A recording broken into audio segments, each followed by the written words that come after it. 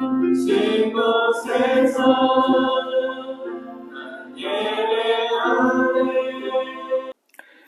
오늘 본문 16절을 보면 14절과 같이 함께 보면 예수 그리스도가 충만하신 분이다 이렇게 이야기합니다. 그러면서 이제 세례 요한이 이제 예수님에 대해서 증언하는 것을 사도 요한이 적어놓은 것이죠. 근데 세례 요한이 예수님에 대해서 증언하는 것이 조근조근 이야기하는 것이 아니라 큰 소리로 외친다고 지금 되어 있습니다. 선포하는 것이죠. 그래서 15절에 보니까 예수님이 분명히 세례 요한보다 늦게 나셨죠. 시간적으로는. 후에 태어난 자인데 자신보다 먼저 계셨다고 증언합니다. 예수님이 시공간을 초월해 계시는 분임을 말하는 것이죠. 그러면서 14절에 역시 나오고 또 16절에도 보면 은혜와 진리가 충만한 분이다 이렇게 되어 있습니다. 그리고 우리가 그 충만함을 받는다고 합니다. 그리고 다르게는 은혜 위에 은혜다 이렇게 표현하죠. 우리 삶 전체에 걸쳐서 끊임없이 그분이 은혜를 주시는 분임을 말하고 있는 것입니다. 은혜 위에 은혜다 사실은 언어적으로 표현하면 은혜 대신 은혜다 이런 뜻입니다. 즉 새로운 은혜를 주신다 이렇게 해석할 수도 있습니다. 그래서인지 17절에 이렇게 더 붙였죠. 모세의 율법하고 그리스도의 은혜와 진리를 대조해서 이야기합니다. 이제 차가운 돌판에 새겨진 그 모세의 율법 대신 하나님의 은혜와 진리가 예수님을 통해서 율법 대신 오는 것이다. 이렇게 해석할 수도 있습니다. 어떻게 해석하든지 예수님이 주시는 그 은혜가 다함이 없고 무궁하고 늘 새롭게 부어진다는 것이죠. 실로 예수 그리스도 안에는 하나님의 은혜, 진리, 사랑, 공의, 자비가 가득합니다. 그것을 사도들뿐만 아니라 모든 신자들이 다 받을 수 있다는 것입니다. 그리고 그분의 은혜는 충만하기 때문에 결코 고갈되지 않습니다. 우리의 삶을 충만하게 하십니다. 구하지 않는 게 문제일 수 있습니다. 그래서 오직 예수께서 친히 그 다른 무엇도 아니고 그 누구도 아니라 친히 주님이 우리 삶을 충만하게 하신다는 것이죠. 그러면서 18절에 하나님이 나타내셨다 이런 표현이 나옵니다. 사실 이 단어에서 이제 그 신학적으로 굉장히 중요한 그 석의, 주회하다 좀 어려운데 엑스제시스라고도 합니다. 그 단어가 나왔습니다. 신학교에서는 굉장히 중요한 필수 코스입니다. 이 본문 안에 담겨 있는 그 고유한 의미를 분명하게 밝혀내는 작업이죠. 그 단어가 여기서 나왔습니다. 그런데 그것을 사람이 파고 탐구하고 찾는 것이 아니라 하나님이 직접 나타내신 것이죠.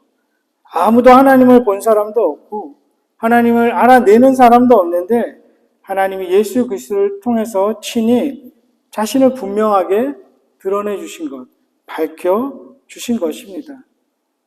이처럼 하나님의 일은 또 하나님이 베푸시는 구원은 세상과 사람에게 속해 있지 않습니다. 그것은 사람들이 세상이 이루는 일이 아닙니다. 하나님이 주권적으로 하십니다. 하나님이 사람의 시간과 공간 속으로 들어오셔서 그 뜻을 이루어내시죠. 그것이 인카네이션, 성육신입니다. 구원이 삼위일체 하나님, 우리가 주님이라고 부르는 그 분이 홀로 이루신 일입니다. 그래서 저는 개인적으로 우리의 믿음이라는 것도 주님이 이루신 이 일에 대한 온전한 반응이고 그것이 낳은 열매이고 그 열매가 익어가는 과정이라고 말하고 싶습니다. 로마서 5장 8절에 우리가 아직 죄인 되었을 때에 하나님께서 우리를 사랑하시고 예수 그리스도를 통해서 우리의 구원을 이루셨음을 알게 됩니다.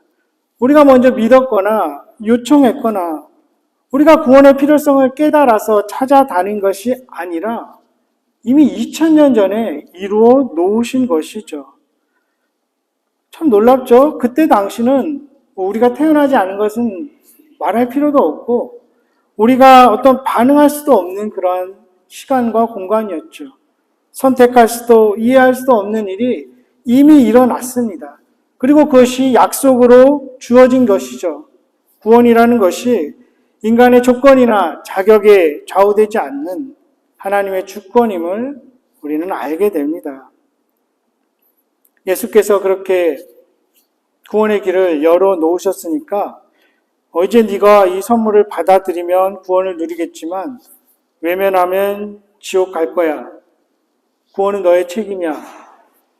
이런 말 아닙니다. 성경을 보면 물론 이제 우리가 전도할 때 또 신앙생활을 하면서 결단을 촉구하고 책임을 강조하는 그런 권면을 할 수 있겠지만 그렇다고 인간의 어떤 책임이나 결단이나 행위가 구원의 근거, 이유가 될 수는 없습니다.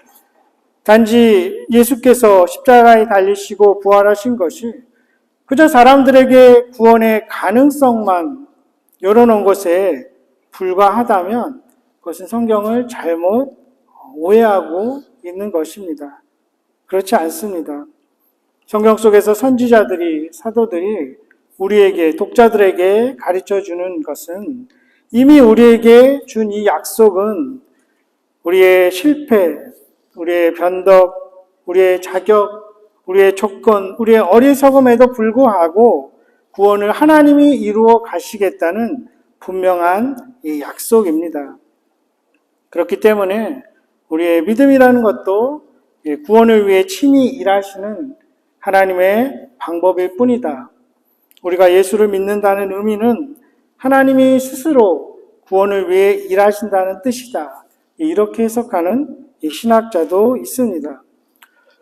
그렇다면 우리는 아무 일도 안 할까요? 하나님이 다 하셨으니까 그냥 있으면 될까요? 그렇지 않습니다. 성경은 분명히 심은 대로 거두는 것을 우리에게 가르쳐 주죠. 아무것도 안 하면 게으른 자는 가난해진다. 이렇게도 이야기합니다. 그리고 성실하게 살아가는 자, 정직한 자들의 형통을 분명히 약속합니다. 대부분의 경우에 그렇죠. 그래서 우리는 어떤 선택을 잘 해야 됩니다. 신중하게 결정하고 또 그 결정에 따라 신실하게 행해야 됩니다. 그러면 부유함을 누리게 되고 또 인정을 받고 좋은 평판을 받습니다. 또 다른 이들과 원만한 관계 속에서 평화를 누리게 되죠. 그런데 또 항상 그런 것만은 아님을 성경이 가르쳐 주죠. 그리고 우리의 삶 속에서 세상 일 가운데 역사 속에서 보게 됩니다. 때로는 좋은 결정이라고 하더라도 원하지 않는 결과물을 내기도 합니다. 최선을 다하고 신실하게 일했지만 거기에 합당한 보상을 받지 못하는 경우도 우리는 경험합니다. 그렇기 때문에 어떤 일에 대해서는 때로는 우리가 책임을 져야 합니다.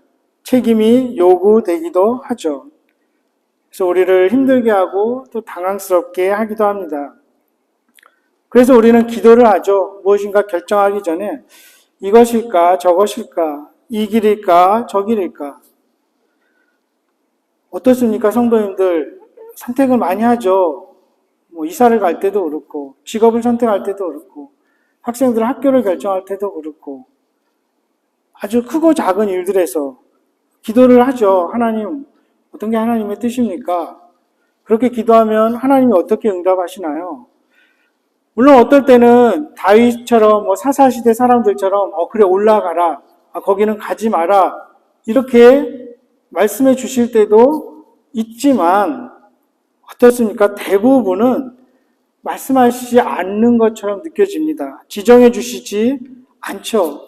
그래서 잘한 결정이라고 이게 하나님의 뜻이라고 확신하고 이를 실행하고 나아가다 보는데도 결과가 참담할 때도 있습니다. 그래서 때로는 이제 회개 비슷한 자책, 자기 연민에 빠지기도 하죠. 그래 내가 잘못했어. 내 죄값이야. 그래 내가 뭘. 그런데 이게 과연 온전한 회개일까 싶은 거죠. 역시 깊이 들어가 보면 자기 중심적인 그냥 자학, 자책에 불과한 건 아닐까요? 반대로 내가 올바로 선택했다고 해서 그것이 크게 하나님께 영광이 돌려질까요? 욥기 35장 7절, 8절 이 어간에 보면 이런 말이 있습니다. 나의 의로움이 하나님에게 무슨 유익이 되겠느냐?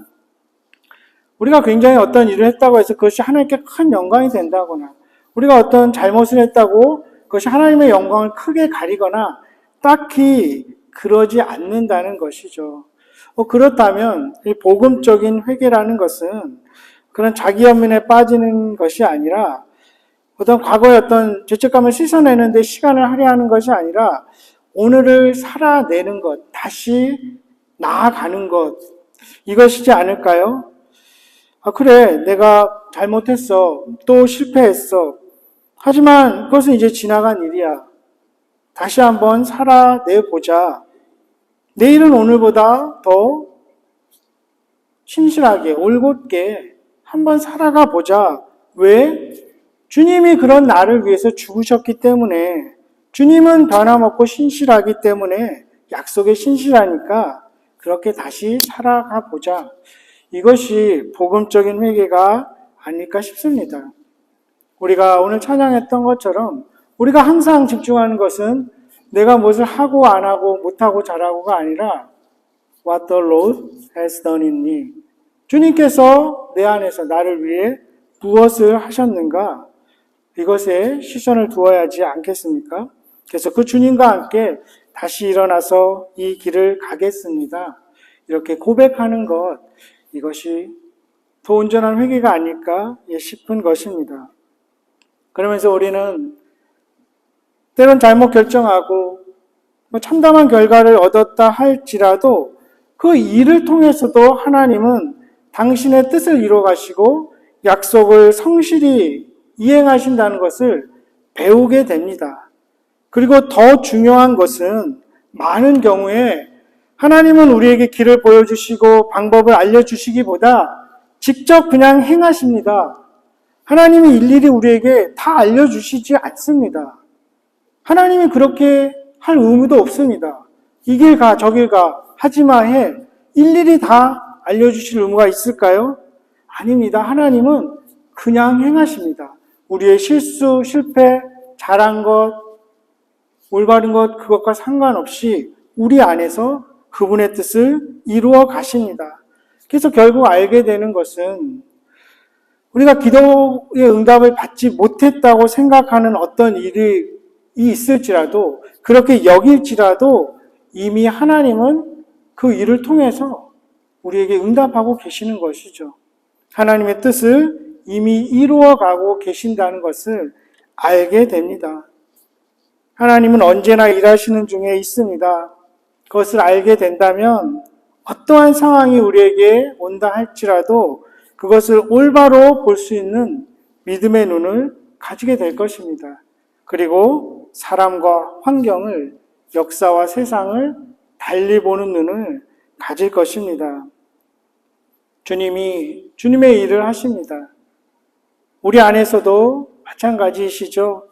그래서 사람들이 몰라주는 것, 내가 실력이 없는 것, 이 모든 것이 문제가 되지 않습니다. 하나님의 일을 하는 그 주체와 원동력은 우리의 열심이 아니라 하나님의 주권이기 때문입니다. 때로는 우리가 실수하고 실패하죠.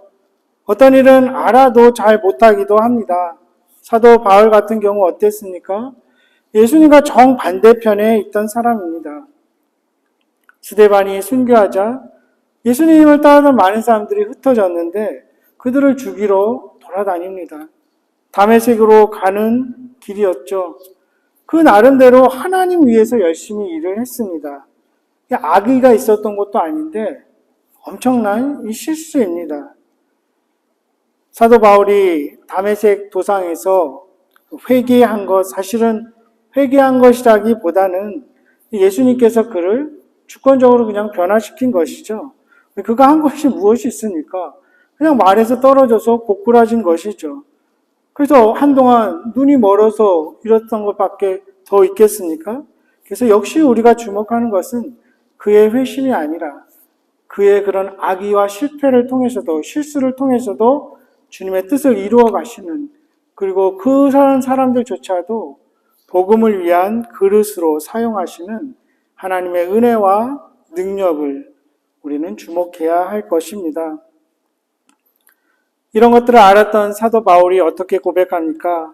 디모데전서 1장 12절에서 15절에 보면 나를 능하게 하신 이가 예수 그리스도다. 그래서 내가 감사한다. 내게 이 직분을 맡은 것이 그분이고 나는 전에는 비방자, 박해자, 폭행자였다. 하지만 도리어 긍휼을 입었다. 내가 믿지 아니할 때에 알지 못하고 행하였다. 하지만 예수 그리스도의 은혜가 그보다 더 넘쳤다. 내 안에서 나를 위해서 믿음과 사랑이 함께 넘치도록 풍성했다. 그래서 내가 죄인 중에 괴수다. 이렇게 고백합니다. 나는 그 누구보다 복음을 위해서, 하나님을 위해서 많은 일을 했다고 생각하지만 나는 죄인이다. 그리고 그렇게 행했던 것은, 그리고 나의 나된 것은 오직 주의 은혜다. 이것을 깊이 깨닫고 또 평생 충성할 수 있었죠. 우리가 실수한 것으로도, 잘못한 것으로도 주님은 당신의 뜻을 이루어 가십니다. 유대인들이 예수님을 죽였지만 그것이 우리를 구원하시는 하나님의 방법이셨죠. 그래서 우리에게 주시는 그 계명들은 너희가 잘못하면 죽이겠다, 이런 위협일 수 없습니다.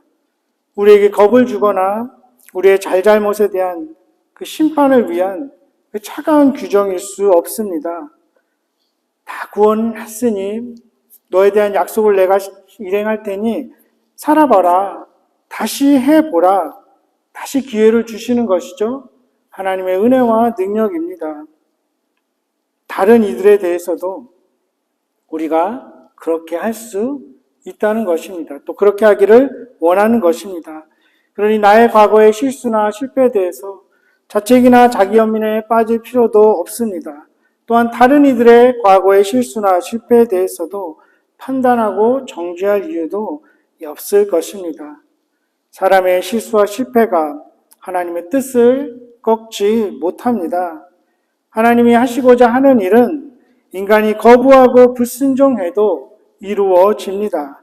하나님의 뜻은 그 어떤 것에도 방해받지 못합니다.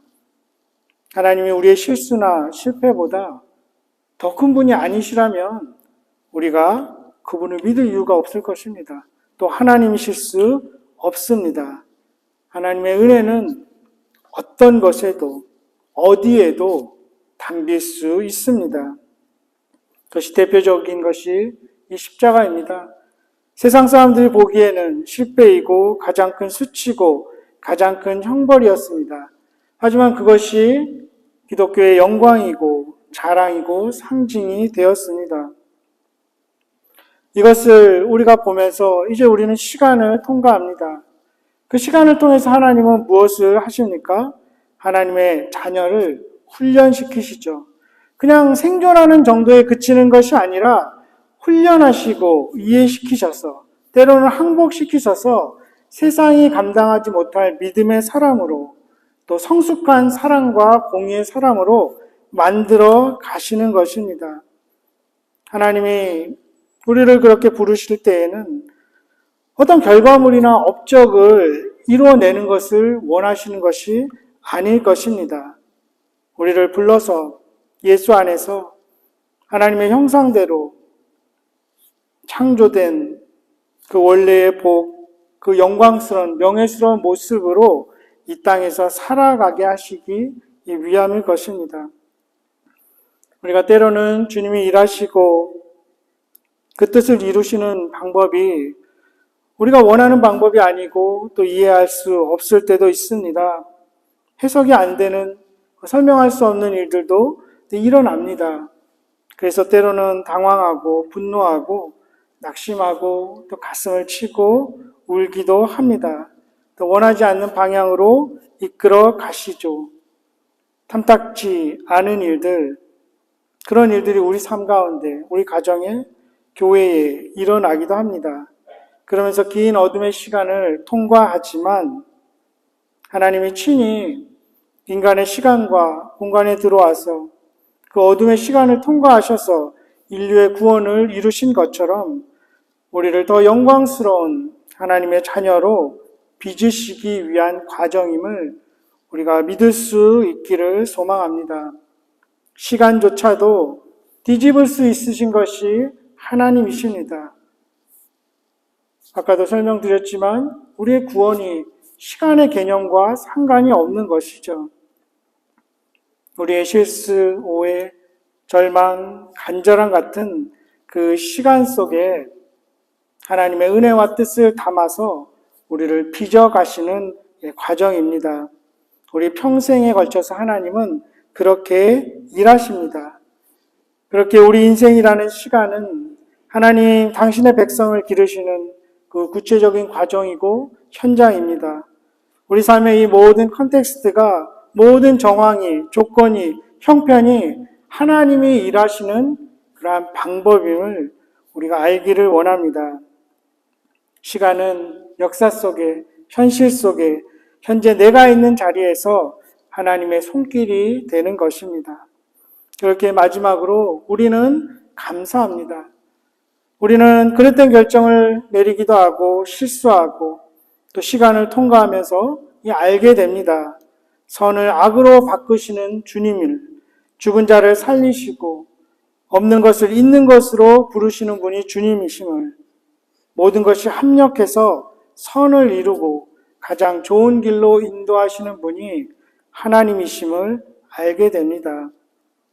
그래서 우리는 이보다 더 나은 길, 또 다른 방법은 없는가 하고 묻지만 하나님은 지금 이 길이 최선이다라고 말씀하시는 것을 우리가 깨닫게 됩니다.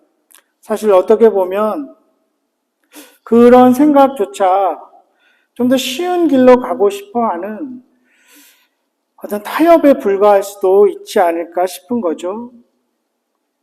쉬운 길로 가고 싶고 꽃길을 걷고 싶고 울고불고 하고 싶지 않지만 우리의 생각은 겨우 이 정도일 수 있지만 하나님은 고난이 최선의 길이고 최고의 방법일 수도 있다고 우리에게 때로 알려주십니다. 눈물보다 더 많은 일을 하는 것이 없고 절망의 자리보다 더 큰 기적을 일궈내는 자리가 없다는 진리를 때로는 우리에게 가르쳐 주십니다. 하나님은 죽은 자를 살리시며 없는 것을 있는 것으로 부르시는 분이십니다. 보람, 가치, 성공 이런 것이 전혀 없는 것 같은 그 상태, 그러한 상태에서도 하나님은 우리의 삶을 있는 것으로 다시 바꾸시고 부르시고 그 원망, 분노, 자책도 기쁨과 찬송으로 바꾸실 수 있는 분입니다. 우리가 꺼려하는 어떠한 모순, 우리가 싫어하는 절망, 우리 삶 가운데 없었으면 하는 그런 없어야 하는 없는 것들이 주님의 창조의 그 능력 앞에서는 모든 것이 합력해서 선을 이루는 매개가 되는 것입니다. 아브라함이 믿은 그 하나님, 우리가 믿는 그 하나님은 이렇게 없는 것을 있는 것 같이 부르시는 창조와 부활의 하나님이십니다. 그 하나님은 실패와 원망과 실수와 자책이 가득한 우리 역시 주님의 뜻을 이루시기 위해 선용하십니다. 하나님의 일하시는 방법은 우리가 아는 방법, 우리가 할 수 있는 상상, 우리가 가진 능력보다 큽니다. 그리고 그 결과는 분명합니다. 하나님이 친히 일하시기 때문입니다. 내가 아는 모든 한계가 도리어 하나님이 뜻을 이루고 하나님이 일하신다는 것조차 보여주기도 합니다. 하나님의 꿈, 하나님의 능력, 하나님의 하나님다우심이 여기에 있는 것이죠. 말씀이 육신이 되셔서 우리 속에 있는 그 예수님, 사람들은 몰라봤습니다. 거부했다고 합니다. 하지만 하나님께서 친히 그 스스로 나타내셨습니다. 그런 어둠과 수많은 사람들의 실존과 역사에 당신의 약속을 담으시고 이루셨습니다. 그리고 이루어 가십니다. 지금도 그렇게 우리의 생애와 우리의 실존 속에서 주님의 약속과 일하심이 담겨 있음을 우리 기억하기 바랍니다. 여기 계신 모든 분들 큰 믿음의 사람들이 되기를 소망합니다. 하지만 언제나 기억하십시다. 하나님은 주권적으로 일하십니다. 우리 각자의 역할이 있고 역량이 다르지만 우리의 역할과 역량이 얼마나 의미가 있을까 싶습니다. 결국에 하나님은 스스로 우리의 연약함, 강함, 부함과 가난, 지위와 비천함에 상관없이 주님의 뜻을 이루시고 그 약속을 이루어 가실 것입니다. 하나님이 하시는 일을 누가 막겠습니까? 사망마저 그분 앞에서 꺾입니다. 그러니 개인적인 힘든 일이 있고 심지어 국가적인 위기를 겪는다 해도 우리는 겁낼 필요가 없을 것입니다. 우리가 가진 조건을 겁낼 이유가 없습니다. 우리 삶 가운데 주님의 뜻을 이루며 주님의 일을 하게 하는 그 주체와 원동력은 주님의 주권과 능력과 그리고 사랑입니다. 그 주님을 우리 끝까지 사랑하고 항상 신뢰하고 찬양하십시다.